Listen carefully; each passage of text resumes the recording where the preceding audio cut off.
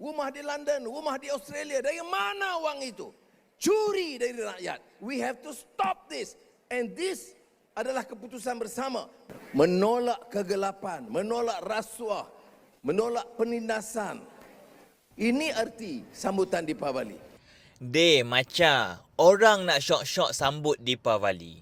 Kamu tak habis-habis nak berpolitik. Dahlah gunakan platform kerajaan. Kalau kamu nak rakyat percaya yang kamu betul-betul lawan rasuah, tukar dulu timbalan Perdana Menteri kamu tu. Sebelum ini pernah berdepan 47 pertuduhan kes rasuah. Lepas tu, kes rasuah wakil rakyat Sabah. Siap ada video lagi. Sampai sekarang, kenapa masih senyap?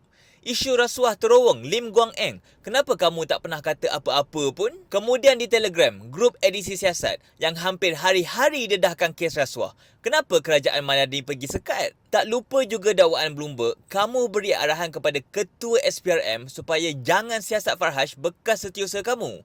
Kenapa tak ambil tindakan kalau kenyataan itu fitnah? Situasi hari ini bagaikan satu video lawak dari orang Afrika yang pernah berkata, rasuah itu sangat teruk. Tetapi hanya jika dia tidak terlibat.